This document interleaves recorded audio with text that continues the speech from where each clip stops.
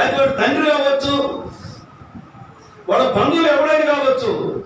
తీర్పుకి బద్దాలో ఇచ్చినప్పుడు తీర్పుగానే న్యాయంగా మాట్లాడేవాడు. అందుకే జనాలు పోలీసులకి ఫిర్యాదు చేయించడం లేదు. ఈ దినము ఎందుకు పోలీసు స్టేషన్ పోవాల్సి వస్తుంది, ఎందుకు పోలీసులు పిలుచుకోవాల్సి వస్తుంది చెప్పలేనండి. జమాష ఎందుకు పిలవాల్సి వస్తుంది పోలీసుని? వాడు ఈరు పాలించుకొని డ్రస్ చేసుకుంటాడని భయం పడతాక కాదు, న్యాయం వాళ్ళు తీరుతారని. వీడు మరి సరే న్యాయం చెప్పడం కదా ఇక్కడ.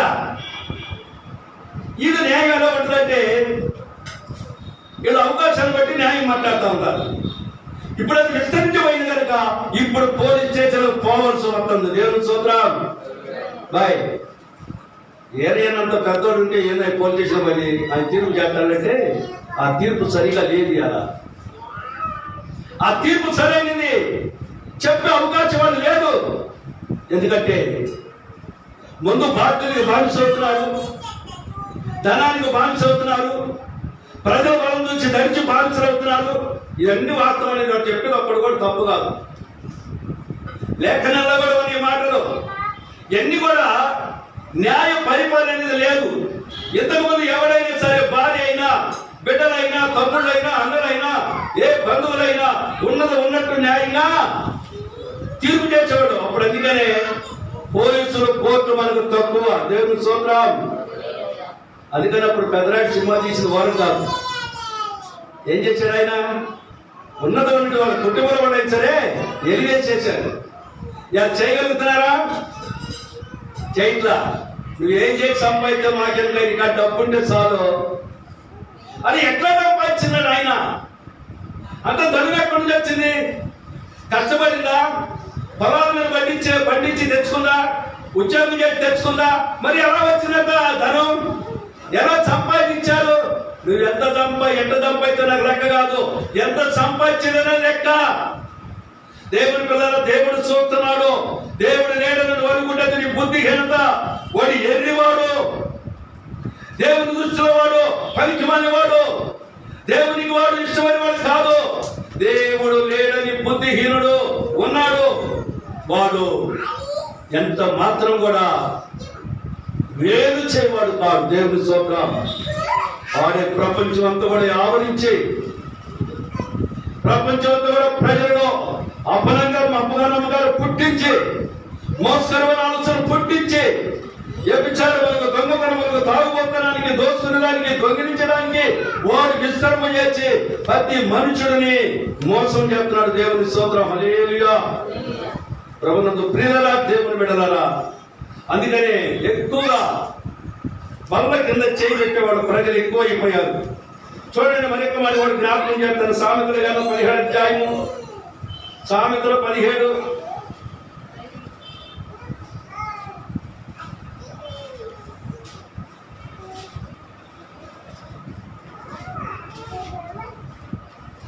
7-8 వచనాలు చూద్దామండి.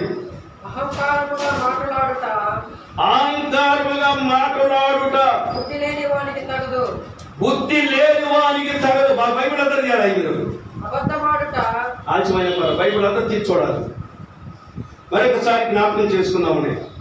సామెతల గ్రంథం 17 అధ్యాయము 17వ వచనం. అహంకారముగా మాట్లాడేవాడు బుద్ధి లేవాని తగదు. అబద్ధమాడుట అతనికి బొత్తిగా తగదు. లంచము మాణిక్యమలే ఉండును. అట్టివాడు ఏమి చేసినను దాని యుక్తిగా ప్రవర్తించును. దేవుని స్తోత్రం. హల్లెలూయా. అది వాటి యుక్తిగా ప్రవర్తించును. దేవుని పిల్లలారా, అహంకారం మాట్లాడుట బుద్ధి లేని వానికి తగదు. అబద్ధమాడు బొత్తిగా తగదు. సరే, ఎడగిది తగదు. ఎందుకంటే ఇది దేవునికి ఇష్టమైనది కాదండి. పైకి చూస్తే నీతిమంతులుగా కనపడుతున్నావు, పైకి చూస్తే భక్తుల వల్ల కనపడుతున్నావు, పైకి చూస్తే చాలా తీర్పు చేసే వాళ్ళు కనపడుతున్నావు. కానీ తీర్పులోకి వెళ్ళినప్పుడు నీ నోటి నుంచి వచ్చే మాట అంతా అబద్ధమే. కనబడుతుంది కదా ఇక్కడ, అది నీకు తగదు కదా. ఉన్నది ఉన్నట్టు చెప్పాలి కదా. అయ్యా నీ తప్పులే చేయమని చెప్పాలి కదా. చెప్పబోతే రేపు ముందు కూడా అప్పలేడు 100 రూపాయలు. నేను తిన్నానండి, ఒక అతను నన్ను భార్య వాడు భర్తలు వాడి ఇద్దరు గొడవలు అయ్యి నన్ను పిలుస్తూ ఉండేవాడు. నన్ను పిలిస్తే నేనేం చెప్పేవాడిని, నేను దేవుని వాక్యం చెప్పి భార్య భర్తల వాక్యం గురించి కొన్ని మాటలు చెప్పి వాళ్ళకి ప్రార్థన చేసి వస్తా ఉండేవాడు. ఆయన నాకంటే పెద్ద ఆయన, నాయుడు అయినా చచ్చిపోయాడు, ఇప్పుడు లేడు. ఆయన రోజు పిలుచుకొచ్చుకున్నాడు అతను. అయ్యా మరి ఏంటి మరి రోజు వస్తున్నాడు అతను అంటే, ఏం లేదు బాబా ఆయన చెప్పేది లేదు, చచ్చేది లేదు, వచ్చినప్పుడు 100 రూపాయలు తీసుకుంటాడు, ముందు తాగడానికి అన్నాడు. దేవుని స్తోత్రం, హల్లెలూయా. చూసారా, దేనికి వస్తున్నాడు? ముందు తాగడానికి వస్తాడు. ఇప్పుడు న్యాయం ఎవరు చెప్పాలి? ఈ అమ్మాయి నన్ను రోజు తాగి కొడతానని ఈ అమ్మాయి చెబుతుంది. నేను కొట్టలేదంటే నన్ను ఎట్టుబడి మాట్లాడతాను ఏమి చెబుతుంది. ఇప్పుడు ఏమి ఏం లేనప్పుడు వాడు మంచోడు కాదమ్మా, వాడు సాధిస్తాడు, వాడు అంతే చేస్తాడని ఈ అమ్మాయి చెబుతున్నాడు. అవునా? ఆయన మరి నీకేం చెబుతున్నాడే? అయినా మంచిది కదా నాయన, నువ్వెంత చేస్తున్నావు? దేవుని పిల్లలు ఎందుకు? ఆమె కూడా 100 రూపాయలు ఇచ్చింది అవసరం అయితే, ఈడు కూడా 100 రూపాయలు ఇస్తాడు, ఇతను కూడా. ఇప్పుడు 200 ముందు తాగుతాడు అంటే నీకు అది తగదు, బుద్ధి లేదా నీకు? నా మాటలు అర్థం అవుతుంది. నేను దేవుని స్తోత్రం చెప్పండి ఒకసారి. హల్లెలూయా. చక్కని మాట్లాడాయి ఇవే మనం వినాల్సింది. రోజు మార్గం రట్టినా కాదు, ఇలాంటివి కూడా వినాలి. ఎంతమంది ఉండాలంటే ఇప్పుడు కేంద్ర కాంచి ముఖ్యమంత్రి కాంచి మొత్తం ఎక్కడ చూసినా ఇదే బాణి ఇదే బాణి ఉండే. ఎవరి కాడ పోయినా అదే అంటారు కదా, శాస్త్రం ఒకటి ఉంది. దేవుని పిల్లరా, ఇది మీకు తగదు కదా, ఎందుకు చెప్తున్నారు? నువ్వు ఉన్నదో నోటి చెప్పాలండి. దేవునికి మహిమ కలుగుతుంది కాక. మరొక మాట కూడా జ్ఞాపకం చేసుకుందామండి. చూడండి, యెషయా 1:23 నీ అధికారులు ద్రోహులు, దొంగల సహవాసులు. దేవునికి స్తోత్రం చెప్పండి ఒకసారి. హల్లెలూయా. నీ అధికారులు ద్రోహులు, దొంగలు, సహవాసములు. అబ్బో, దేవుని స్తోత్రం చెప్పండి ఒకసారి. హల్లెలూయా. ఎవరో నీళ్ళు ఒక మాట చదివించాను కావండి కింద. నీ అధికారులు చదవయ్యా. నీ అధికారులు ద్రోహులు, దొంగల సహవాసులు. నీ అధికారులు, నీ ద్రోహులు ఎవరండి? దొంగలు. సామాసంగా చూసావా? ఇప్పుడు బయటికి వాళ్ళకి ఈడేంద్ర బాబు ప్రపంచాల గురించి దోసుకునే వాళ్ళ గురించి చెబుతున్నాడు అనుకుంటారా? మరి ఇది లేఖనాల్లో ఉన్నాయి. మనం కొత్తగా మనం ఏదో కావించుకొని చెప్పడం కాదు. ఇది దొంగలు, ద్రోహులై ఉన్నారు. దేవునికి స్తోత్రం, హల్లెలూయా. పరిశుద్ధం చూడండి, చదువు ఇప్పుడు చదువయ్యా. ద్రోహులు, దొంగల సహవాసులు, వారందరూ లంచము కోరుదురు, బహుమానము కొరకు కనిపెట్టుకొనుదురు, తండ్రి లేని పక్షాన న్యాయము తీర్చరు, విచారింపరు. దేవుని స్తోత్రం, హల్లెలూయా. వాళ్ళేమో మా పరిపాలన, మాకిచ్చిన పెత్తనములో మాకిచ్చిన ప్రాముఖ్యమైన ఒక బాధ్యతలు ఇచ్చారు కదా, మేము ఏమి దోచుకున్నాము, మేము దొంగల సామర్థ్యంగా కలిగి ఉన్నావా లేదా? మా జీవితాలు ఏమన్నా ఇప్పుడు ఎదవరాలని, దిక్కులేని వారిని సహకరించి ప్రేమించమని ఇక్కడ లేఖనాలు చదివించింది. మరి వీళ్ళకి ఏం చేస్తున్నారు? వీళ్ళు ఏం చేస్తున్నారమ్మా? ఆ మాట మంది చూద్దాం. చూడయా 2వ లైను. తండ్రి లేని వారి పక్షమున న్యాయము తీర్చరు, ఎదవరాళ్ళ పక్ష నేత్యము విచారింపరు. అసలు చేయవలసింది తండ్రి, దిక్కులేని వారికి న్యాయం చేకూర్చాలని, దీనులైన వారికి, వృద్ధులకి, ఎదవరాలకి, వారికి ఏమి న్యాయం చేస్తున్నావు నువ్వు? గమనించండి ప్రియులారా. ఒక్కొక్క ఎదవరాలు మంచిగా యవనస్తులు ఉంటే, తన బ్రతుకుతుంటే, తన బిడ్డలు పెట్టుకొని దేవుని ఆశ కలిగి ఉంటే ఎంతమంది ఉంటారు? ఆడిసిన వాళ్ళు అయ్యా జయరాజు ఎంతమంది ఉంటారంట? చాలా మంది ఉంటారు. అవసరమైతే జయరాజు కూడా ఇస్తాడు రాయి. ఎందుకు దారాన్ని పడిద్దామో? ఎంత బుద్ధిహీనతండి. పేదోడు పేదమో అందరికీ వదిన. ఏ జ్ఞానం లేదా? ఆలోచన లేదా? దేవుని పిల్లల వాళ్ళ పక్షాన్ని న్యాయం చేసేవాడు లేదండి. ఎందుకు చేయడం న్యాయం అంటే నీతో సావాసం చెప్తే న్యాయం చెప్తావు. దేవుని స్తోత్రం. అవునా కదయ్యా? నీతో స్నేహం చేయాలి, నీతో కలిసి ఉండాలి, నీ పరిధిలో ఉండాలి, అప్పుడు నీకు న్యాయం చేస్తావు. లేకపోతే న్యాయం అది అక్కడికి రాదు. ఇలాంటి పరిస్థితులు ఎన్ని గ్రామాల్లో, ఎన్ని పల్లెల్లో, ఎన్ని జిల్లాల్లో, ఎన్ని దేశాల్లో ఉంది. ఎట్లా మనం ఒకసారి గమనించినట్టు ప్రియులరా, దేవుని నామమును మనం నిజంగా జ్ఞానం చేస్తే, దేవుని సువార్త మనము పరిపడిన చదివి ఆలోచన చేస్తే ఎంత చక్కని మాటలు మనగా బోధిస్తున్నాడు. చూసావా దేవుడు? ప్రపంచంలో బైబిల్లో లేనిది ఎక్కడ ఏమీ లేదండి. ఆయన అందుకని మన కొరకు అంత రక్తమంతా కాచి ప్రాణం పెట్టేంత వరకు మనం ప్రేమించాడు. ఆయన లోకములు ఎవడు ప్రేమిస్తున్నాడు? ఇదిగయ్యా ఎమ్మెల్యే ప్రేమిస్తున్నాడు, ఈ ముఖ్యమంత్రి ప్రేమిస్తున్నాడు, ఆ ప్రధాని ప్రేమిస్తున్నాడు, వారి పక్కనున్న వారు ప్రేమిస్తున్నారు, వారు ఎన్నుకొచ్చే వారు ప్రేమిస్తున్నారు అనుకుంటున్నారు. కానీ అంతా దోచుకునే వారే, అందరూ బల్ల కింద చేపెట్టేవారే, అందరూ వారు స్వార్థం కొరకు చేసేవారే, అందరూ వారు ప్రతి విషయంలో ఎవరిని అన్యాయంగా దోచుకున్నా పడకూడదనే ఆలోచన తప్పుడిచ్చినది మానవుడికి లేదండి. దేవుని స్తోత్రం. ఇంకా కొన్ని మాటలు మనం జ్ఞాపకం చేసుకున్నామండి. మీకు ఒక్కొక్క మాట మరలా ఎన్నో పోయి మీరు చదువుకోండి. నేను ఎక్కువ వివరించకపోయినా మీకు అర్థమైంది. దేవుని స్తోత్రం. హల్లెలూయా. చూడండి, సామెతల గ్రంథం 17వ అధ్యాయము, సామెతల గ్రంథం 17వ అధ్యాయము 23వ వచనం.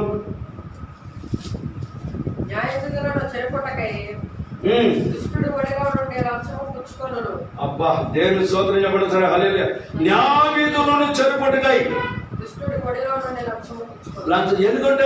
ఎందుకంటావు?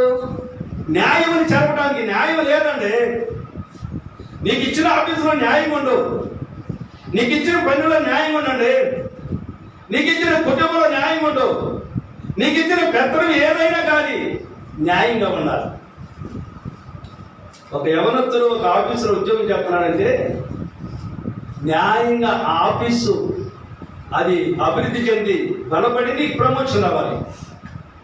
ఆ ఓనర్ కిందకే నువ్వు నిలబెడితే నువ్వు ఇంకేడు బాగుపడతావు, వాడు బాగుపడేస్తావు. వీడు సగవాటం తీసుకుంటాడు. వాడు ఎందుకు? ఏదో ఒక కంపెనీలో వాడి కిందకి నీరు తీసుకొచ్చి వాడిని నష్టపరిచి చేసేవాడు వేల మంది ఉన్నారు. దేవుని స్తోత్రం. నీకు ఏమి లేనప్పుడు, తినడానికి లేనప్పుడు నీకు ఉద్యోగం ఇచ్చాడు కానీ నేను పిలిచాడు కదా. నీకు చదువు సరిగా లేకపోయినా, లెక్కలు సరిగా అయిపోయినా, అక్కడ పరిచయం సరిగ్గా చేయకపోయినా నిన్ను ప్రేమించి దేవుడు నీకు అది ఇచ్చాడు కదా. ఇప్పుడు వాడి గుడి కిందగా నీళ్ళు తెచ్చావు కదా, వాడు ఆఫీసులోకి వాడిని నువ్వు తొలగించావు కదా, వాడి కంపెనీలో తొలగించావు కదా. గమనించాలి కదా. వాడికి ఎంత రాకపోతే నీకెందుకంటే, వాడికి ఎంత వస్తే నీకేమి, రాకపోతే నీకేమి, నీకున్న దానిని జాగ్రత్తగా చేయడం నేర్చుకోవాలి. దేవుని స్తోత్రం. న్యాయబద్ధంగా జీవించాలి, న్యాయంగానే పని చేయాలి. నాకు చాలా మంది కుర్రోళ్ళు కలుగుతూ ఉన్నారు పల్లెలకు వెళ్ళినప్పుడు పనుల విషయంలో. ఆ పొద్దున మేము 7కి 8, 9కి పనులు ఎక్కుతాం. అట్లా అంటే, అయ్యా మీరు 9కి ఎక్కని, 10కి ఎక్కని, ఇంటోడికి తృప్తిగా ఉండాలి. వాడు ఎంత కష్టపడి మీకు లోపలిస్తున్నాడో, ఏదో కాలం పుచ్చుకొని రేపు మనం వస్తామంటలో వాడు ఎవరో మనం ఎవరో చేద్దాం అనుకో, నీ కూలి, నువ్వు తినే ఆహారం అంతా కూడా నీ బిడ్డలు మీరు శాపగ్రస్తులు అవుతారు. ఇది వాస్తవం. చాలా మంది ఉన్నారు ప్రియులరా, ఏదో డాబీ అక్కిని దింపి 900, 1000 తెచ్చుకునే వాళ్ళు చాలా మంది ఉన్నారు. దాని విషయంలో అని చెప్తారు. ఎందుకంటే నీవు సంపూర్ణమైన పని చేయాలి. నిన్ను మళ్ళా రేపు పిలవాలండి, నిన్ను రేపు పిలవాలి. ఇప్పుడు ఇచ్చిన జీతం కంటే ఇంకా పెంచు జీతం అని తింటాడు. నువ్వు పని సరిగా లేనప్పుడు ఆ వర్క్ సరిగ్గా చేయనప్పుడు నువ్వు ఎందుకంటే ఎనాదంటే డబ్బు ఇలా ప్రాణానికి ప్రమాదకరమైంది. డబ్బు చాలా మోసకరమైనది. డబ్బు చాలా దగా కోరిక కనబడుతుంది. నీకు ఉన్న దానిలో తృప్తిపడి దానికి తగినట్లుగా నీతిగా జీవిస్తేనే ఆ డబ్బు నీకు మేలు కలిగి చేసింది. దేవుని స్తోత్రం. హల్లెలూయా.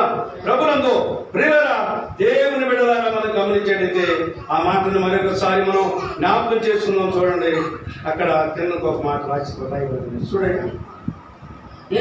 బుద్ధిహీనుడు బుద్ధిహీనుడి కన్నులు బూది గంతములో నుండును. బుద్ధిహీనుడు కుమారుడు తన తండ్రికి దుఃఖము తెచ్చును. తాను కన్నదానికి అట్టివాడు బాధ కలుగు చేయడు. హల్లెలూయా. ఏం చేస్తాడు బుద్ధిహీనుడు కుమారుడు? తండ్రికి దుఃఖం. తండ్రి ఎంత ఆశలు పెట్టుకొని పెడతాడండి. ఈ ఒక్క మాట అర్థం చేసుకోండి. నీవైనా నేనైనా మన తల్లిదండ్రులకు మనం ఏం చేసామో ఒక్కసారి మనం పశ్చాత్తాపడాలి. అలాగే మన బిడ్డలు కూడా మన కొరకు తల్లిని దుఃఖించే బిడ్డలుగా ఉన్నారా? వారిని పోషించే పెద్దవాళ్ళని చేసి చదివించి వారికి ఉద్యోగాలు తీసుకొస్తే తండ్రిని దుఃఖించే వారిగా ఉండటం ఎంత ప్రమాదకరం అండి. మళ్ళా ఎదుగుబడి వచ్చిన మళ్ళా చదువుకున్నామండి. మీకు అందరికి అర్థమైంది. చూడయా, న్యాయవిధులు చెరుపుడికై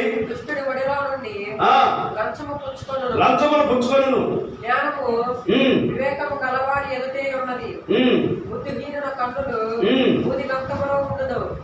బుద్ధిహీనుడు కుమారుడు తన తండ్రికి దుఃఖము తెచ్చును. బుద్ధిహీనుడు తండ్రి ఎక్కడ లోకమంతట్లో చెంచరిద్దామని. ఇడు బుద్ధిహీనుడు.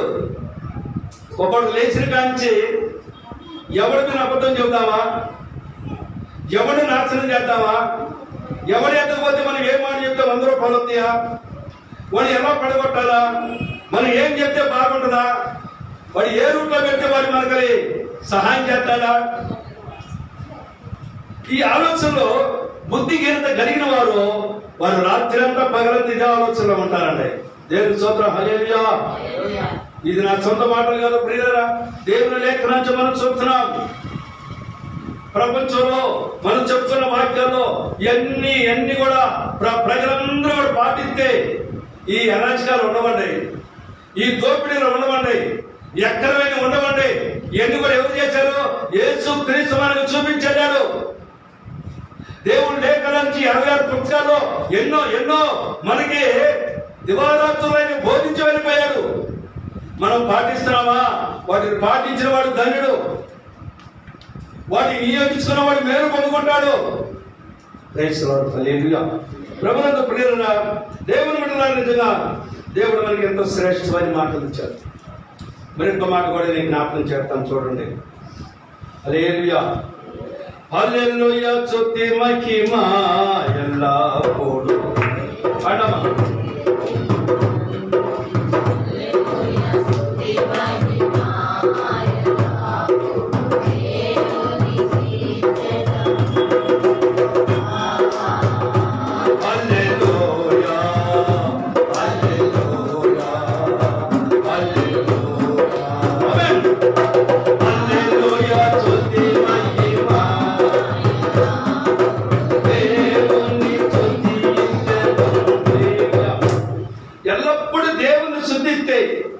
ఎల్లప్పుడు దేవుని మహిమపరిస్తే, ఎల్లప్పుడు ఆయన శుద్ధికారం నీ నోటిన ఉంటే, ఎల్లప్పుడు ఆయన నీతి మాటలు నోటిలో ఉంటే, ఎల్లప్పుడు పవిత్రత కలిగి ఉంటే దోషము చేయవండి, అబద్ధం ఆడవండి, ఒకడు దోచుకోవండి, ఒకడు దొంగిలించవు. దేవునికి మహిమ కలుగును గాక.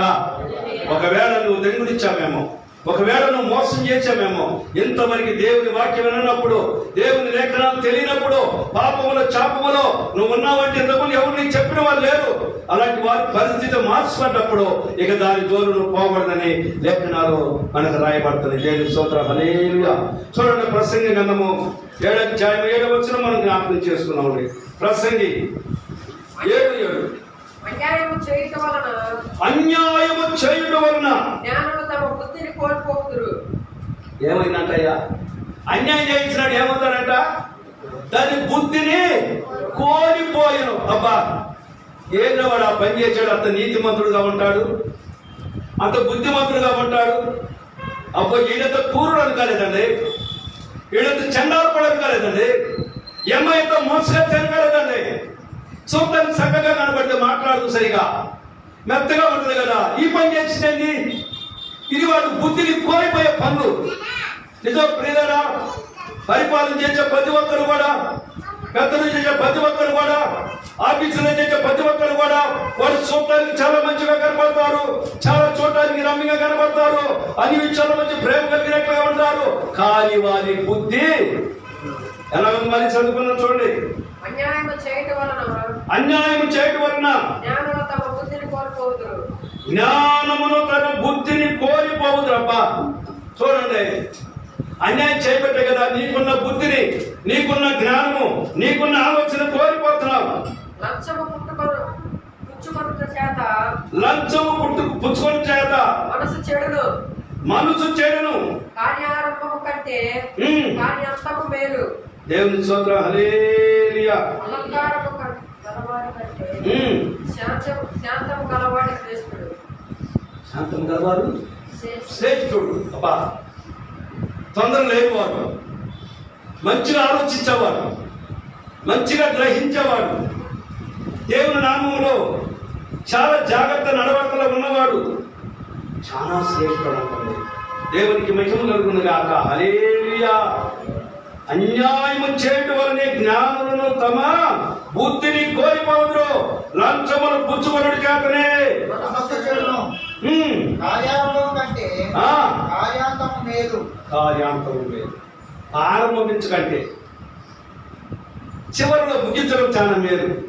కార్యంలో మంచివాడుగానే ఉంటావు, మంచి నీతి మంత్రాలుగానే ఉంటావు, మంచి ప్రవర్తన కలిగినట్లుగా ఉంటావు, కానీ ముగింపులో నీ చరిత్ర తెలిసింది.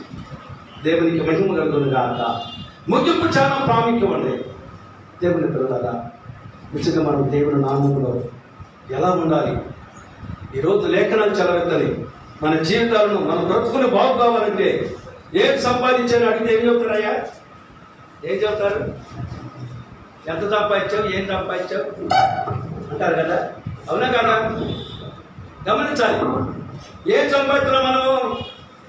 దేవుని నామములో నీతిని సంపాదించాలి, యథార్థతను సంపాదించాలి, భక్తిని సంపాదించాలి. అప్పుడే మనము దేవునికి ఇష్టమైన బిడ్డలుగా ఉంటాం. దేవునికి మహిమ కలుగును గాక, హల్లెలూయా. సామెతలు చూడండి, మరి ఒకసారి జ్ఞాపకం చేసుకున్నామండి. 29వ అధ్యాయము 4-5 వచనాలు ఉన్నాయి అక్కడ. సామెతల గ్రంథము, న్యాయము జరిగించడం వలన అరే అందరూ ఒకసారి సూత్రాలు చెప్పండి అమ్మా, ఎంత చక్కని మాట్లాడినమ్మా. దేవునికి మహిమ కలుగును గాక, హల్లెలూయా. 29:4 ఏమన్నదంటే, న్యాయము జరిగించడం వలన రాజు దేశములకు క్షేమము కలుగజేయును. ఎక్కడంటే దేశానికి, ఒక రాష్ట్రమే కాదు, ఒక జిల్లాలే కాదు, ఒక మండలాలే కాదు, ఒక పదలే కాదు, వాడలందరికీ క్షేమము కలుగజేయును. అధిపతి, అధికారి అతనికి ఇచ్చిన ప్రాముఖ్యత కన్నా అతను అలా ఉంటే దేశం అంతా బాగుపడుతుంది. దేవుని స్తోత్రం, హల్లెలూయా. ఒక కుటుంబంలో తాగుబోతుంటే ఏమైందండి? గమనించండి. ఒక కుటుంబంలో తాగుబోతుంటే ఆ కుటుంబం బాగుంటుందంటారా? ఒక కుటుంబంలో కాకాడాడు ఉంటే వాడి కుటుంబం బాగుంటుందంటారా? ఒక కుటుంబంలో ఎంచాలంటే వాడికి సంసారం బాగుంటుందంటారా? ఒక కుటుంబంలో సరైన స్త్రీ జ్ఞానవంతుల తండ్రిని కట్టుగా కూడా పెరిగి వేసుకుంటే ఆ కుటుంబం బాగుపడుతుంటారా? ఎలా బాగుపడుతుంది? ఎలా జీవించగలుగుతారు? ఎలా బ్రతకగలుగుతారు? దేవుని పిల్లలారా, అందుకని ఇక్కడ రాయబడింది, న్యాయమును జరిగించడం వల్లనే రాజు దేశమునకు క్షేమము కలుగును. నీ కుటుంబానికి క్షేమం కలగాలంటే నీకున్న దోషం విడిచిపెట్టాలి. నీ కుటుంబానికి క్షేమం కలగాలంటే నీ పాపం విడిచిపెట్టాలి. నీ కుటుంబానికి క్షేమం కలగాలంటే నీ మత్తుపానం విడిచిపెట్టాలి, అన్యాయం అక్రమం విడిచిపెట్టాలి, దోషం విడిచిపెట్టాలి. అప్పుడే నీ కుటుంబానికి క్షేమము. మా దేవుని స్తోత్రం చెప్పడం ఒకసారి. ఏనమ్మా మీకు శ్రద్ధ కలగట్లేదా మాటలకి? హల్లెలూయా. చాకుడు వాక్యం ఇస్తే వస్తారు, ప్రార్థనకు లేకపోతే వాక్యం ఎత్తామంటే వస్తారు, లేక ఈ పిచ్చి సమయాలు ఏమో వచ్చినాడు అందరికి ఇస్తాడు వాక్యం. పోయి అంతమందికి ఇచ్చాను, అంతమంది పోయారు. ఎంతమంది పోయారు అందరికి ఇస్తాడు. వచ్చిన మాట్లాడు నేర్చుకోరు. కానీ ఈకపోతే మనకి మొక్కలు ఎంత లాలు పెడతారు, కుక్క ముట్టారు అంతే. దేవుని స్తోత్రం, హల్లెలూయా. ఎవరు వచ్చినా రాకపోయినా దేవుని నామంలో అయినా ఎన్నికలేని వాడిని, పెట్టకప్పులో ఉన్న వాడిని, పనికిరామని పామరుని పిలుచుకుంటున్నాడు ఆయన పిలిచినప్పుడు ఆయన పని మనం చేయటమే ఖాయం. దేవుని స్తోత్రం. ఆయన పని నెరవేర్చాలి. ఆయన పని కొరకు మనం తప్పడబడాలి. ఆయన పని కొరకు మనం త్యాగం చేయాలి. అనేక స్థలాలకు వెళ్ళి దేవుని మాటలు చెప్పాలి. దేవుని చాపలతో కలిసి ఉండాలి. దేవుని విశ్వాసంతో కలిసి ఉండాలి. గ్రామంలో ప్రజలతో మనం కలిసి ఉండాలి. అందరితో మంచిగా ఉండాలి. అందరి కొరకు మనం ప్రార్థన చేయాలి. అలా మత భేదం లేదు. ఎంతమంది బిడ్డలు రోగములతో ఉన్నారు, ఎంతమంది బిడ్డలు వ్యాధులతో ఉన్నారు, ఎంతమంది బిడ్డలు కష్టాలతో ఉన్నారు, ఎంతమంది బిడ్డలు ఇబ్బందులతో ఉన్నారు, ఎంతమంది బిడ్డలు అప్పులతో ఉన్నారు, ఎంతమంది బిడ్డలు కుటుంబాల సమానం లేకున్నారు. వారందరూ వారికి ఏం చేయాలంటే దేవుడు పిలిచిన పిలుపుని బట్టి మనం ప్రార్థన చేయాలి. దేవుని స్తోత్రం. ఆయన కొరకు మనం సపోర్ట్ చేసి, ఆయన కొరకు నిరీక్షణ నమ్మకం కలిగి మంచి విశ్వాసముతో అందరి కొరకు ప్రార్థన చేయడం మనం నేర్చుకోవాలి. దేవుని స్తోత్రం, హల్లెలూయా. ప్రభునందు ప్రియులారా, దేవుని బిడ్డలారా, అందుకని క్షేమము కలుగు చేసిన పైన మాట చూడమా, లంచమును పుచ్చుకున్న వాడు పాడు చేయును. మళ్ళీ చదువు మాట 4:2 మళ్ళీ చదువు. లంచమును పుచ్చుకున్నవాడు దేశమును పాడు చేయను. దేవుని స్తోత్రం, హల్లెలూయా. ఇప్పుడు పొద్దునైతే పేపర్లో టీవీలో అయ్యగానే మనం చూస్తుంది అదేనా, లంచాలు పుచ్చుకున్నాడు ఏం చేస్తున్నాడ, దేశమును పాడు చేస్తున్నాడు. అంటే దేశంలో ఉన్నాయి ఈ ప్రజలు ఎవరన్నా బతుకుని ఏమన్నా చేయని వాడు కోట్లు సంపాదించుకోవాలి. అరే బాబు, ఇన్ని కోట్లు ఈ రాత్రి దేవుడు ప్రాణం అడిగితే ఏం చేస్తావు? ఈ ప్రాణం వరకు ఎంత తప్పని పడతారండి. అయ్యా నువ్వు బతుకుపోయిన డాక్టర్ చెప్తే వాడు కోట్లన్నీ గుర్తొస్తాయి. బతికింది అంటావా? ఆలోచించప్పుడు ఏదన్నా ఏం చేయలేదు, బతికింది అంటావా? ఏం నువ్వు నాకు ఇలా తిట్టని చెప్తున్నావు, తప్పుంటే సార్ అంటావా? మీరు అందరూ తరాగా ఉన్నారు, ఖచ్చితంగా ఉన్నది నమ్మేనా? దేవునికి మహిమ కలుగుతుంది కాక. డబ్బు గుర్తురాటమే కానీ చంద్రబాబు నాయుడు కూడా చాలా డబ్బు ఆ పరిణామాలు ఈ పొద్దున్న చెప్పినట్టు చెప్తాడు. జగన్ అంటే వచ్చే వాటి కూడా చేసే పనులు మంచిగా. ఇప్పుడు నాకు ప్రాణమై వాడే తప్పలు పడుతుంది. అక్కడ ఎంతమంది కూడా చట్టంలో అనేక మంది ప్రజలు రవిడీలు ఉన్నారు. అక్కడ ఎవడే వాడికి ఒక కోటి రూపాయలు దేవుడే చూపించారు అనిగా. అందుకు వాడికి ప్రాణం దేవునికి మహిమ కలుగుతుంది కాక. డబ్బుని రక్షించిందన్నవా ఎంత దోచేసుకున్నారండి, ఎంత కొనగొట్టుకున్నామండి. మన జీవితాలు మన బ్రతుకులు ఏం తీసుకొని పోతామండి.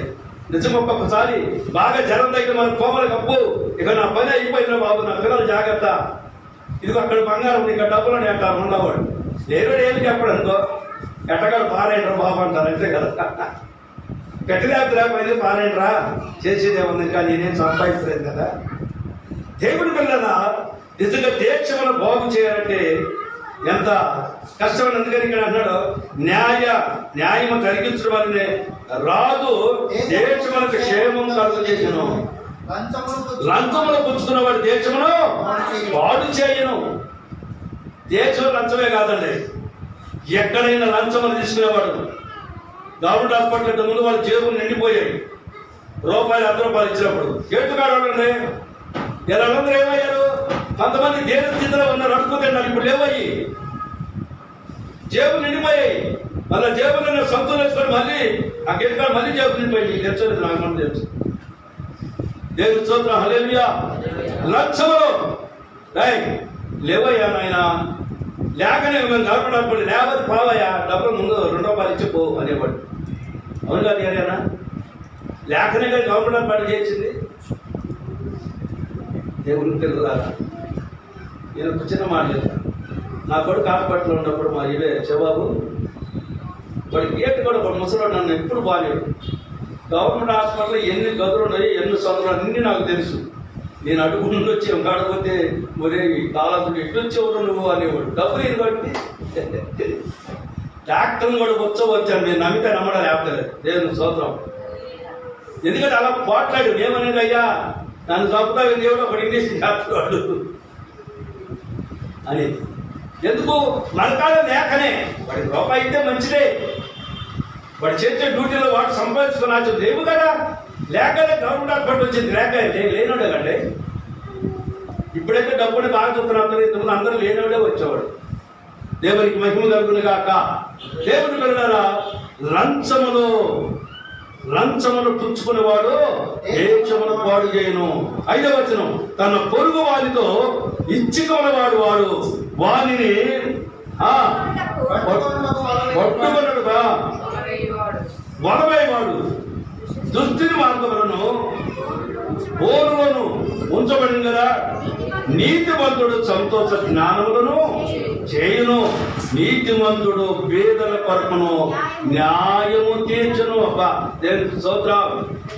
ఇది నెంబర్ 1 ఫస్ట్ మాట.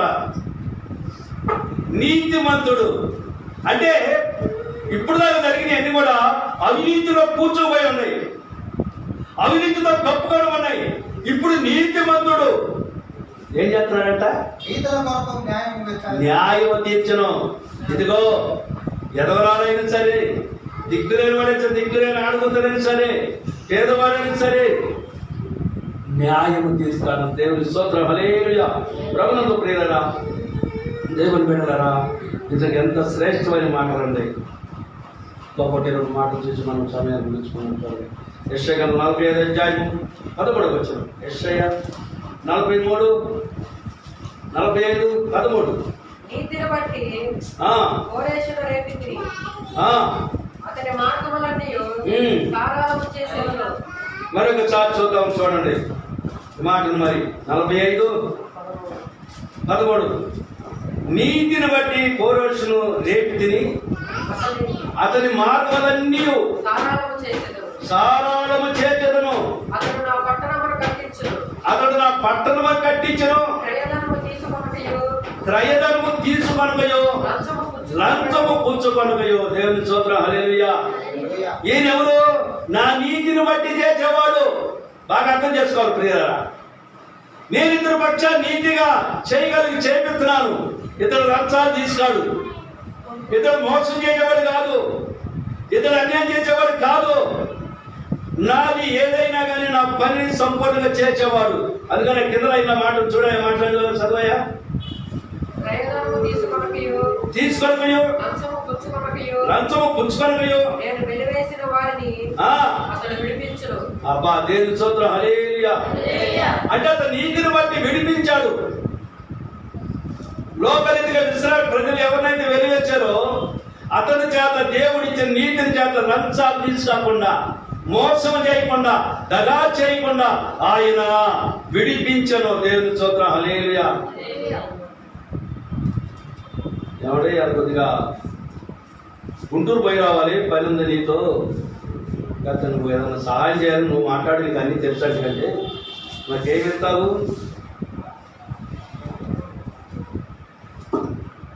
మా కూడా కడపంపించారు ఉన్నాడు. మరి క్యాంగ్రీస్లో ఒక నెంబర్ ఇవ్వాలి. నేను మైకలే చెప్తాడు, వచ్చి కొడతారు. అతను చేసిన దుర్మార్గులైన పిల్లలు కూడా ఏం చేస్తున్నారు. కొట్టడం మామూలు కొట్టడం, మనకి ఎవరు లేదు కదా, కొడతారంతే. నీతి పనికిరాదు, భక్తి పనికిరాదు, కొట్టే కాడ. ఇది ఏం నవ్వుతారు, నేను చిచ్చి కొట్టుకున్నాను. ఇది వాస్తవం అండి. నాకెవరు ఉన్నాడు, పెద్ద కొట్టుడు కొడతారు. దేవుడు ఒక్కడ తెప్పించి ఆపితే తప్పని. దేవుని స్తోత్రాలు.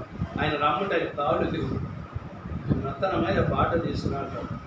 ఆటో ఎక్కిన కానీ ఎక్కడ కొట్టుకున్నప్పుడు అక్కడ అన్ని కోరికలు కానీ ఏం కొడతాను అంటాడు. మళ్ళీ వచ్చినప్పుడు పళ్ళ బలాలు కొట్లు ఎక్కడుండి కాయలు కొట్టుకాడ ఆపి సంచులన్నీ నింపాలి. వచ్చినప్పుడు అతను డబ్బులు ఇవ్వాలి. వాడు ఏం చేయడం సావదు. ఇలాంటి ప్రజలు మన పల్లెలు ఎంతోమంది ఉన్నారు. దేవుడు పిల్లరా, అవన్నీ నేను ఆలోచించాను. వాళ్ళ కుటుంబాలు ఇప్పుడు ఎలా ఉన్నాయి? ఎక్కడేసారో గొంగడ డబ్బు. ఇప్పుడు కూడా పిల్లలు కూడా అలా పనులు చేస్తారు. వాడు ముందు అనకూడదు అవన్నీ అన్నా కానీ వాళ్ళకి ఏం వాసాలు ఉంటుంది. వాళ్ళు ఎందుకు చెప్తానండి మాటలు? వాడు నీతిని బోధించరు. నీతి దానిలో ఒక ప్రత్యేకమైన యథార్థత కలిగి మాట్లాడరు. వాడికి ఏ కాడికి డబ్బులు రావాలి, వాడు తినడానికి రావాలి, వాడు అవసరాలను తీర్చాలి, అవసరం సినిమా తీసుకెళ్ళాలి, ముందు పంపించాలి, ఇవన్నీ చేస్తేనే వాడు అమ్ముడు పోతాడు. అది వాడు నేను రానంటే నాకు పైన ఉన్నాను. మన అవసరం అది. పెద్దవాడు కదా మనకి నీతి చెబుతాడు, ఏదైనా మనకి న్యాయం చేస్తాడని చెప్పుకుంటే ఆయన ఏం చేస్తున్నాడు, మనల్ని పిండుకు తింటున్నారు. ఎలా పిండుతున్నారు? నిమ్మకాయలు పిండుతారు కదా, అలా పిండుకు తినేవాళ్ళు చాలా మంది ఉన్నారు కదా. వాళ్ళ పనులు కావు. బాబు నాగయ్య బాబా చాకలి వాడు సోటు పచ్చి డబ్బులు పెడుతున్నాడు. అవి తినేవాడు బిర్యానీ